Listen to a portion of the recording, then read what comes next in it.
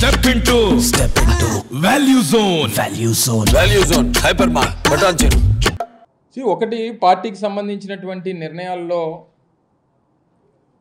ముఖ్యమంత్రి గారు చాలా కేటగారికల్గా దాదాపు సంవత్సరాల కాలం నుంచి రాష్ట్రంలో ఉన్నటువంటి 175 మంది సమన్వయకర్తలతో సమావేశమైనప్పుడు ఒకే ఒక విషయాన్ని చెప్తా ఉన్నారు.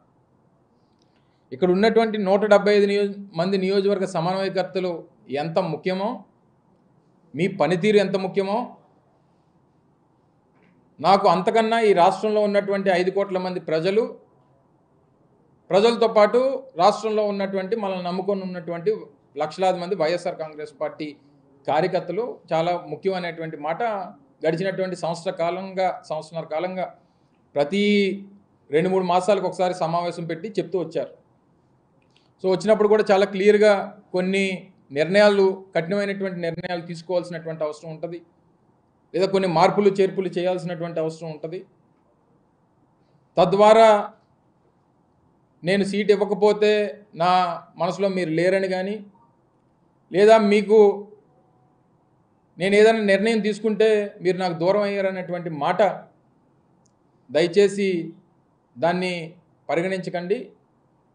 మనకి రేపు మళ్ళీ అధికారంలోకి రావాలి, ప్రజలకు మంచి చేయాలి, రాష్ట్రంలో వైఎస్ఆర్ కాంగ్రెస్ పార్టీ కార్యకర్తలు అభిమానులు అందరికీ అండగా ఉండాలనేటువంటి ఉద్దేశంతో తీసుకున్నటువంటి నిర్ణయాలు. దానికి ఎవ్వరూ అతీతులు కాదు.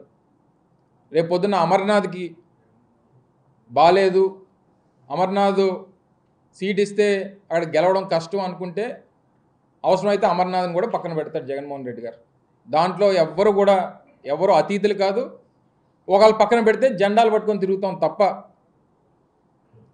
జగన్మోహన్ రెడ్డి గారి నాయకత్వం ఈ రాష్ట్రానికి అవసరం అనేటువంటిదే ఈరోజు రాష్ట్రంలో ఉన్నటువంటి ప్రతి ఒక్క వైఎస్ఆర్ కాంగ్రెస్ పార్టీ కార్యకర్త అభిమాని తాలూకా ఎజెండా.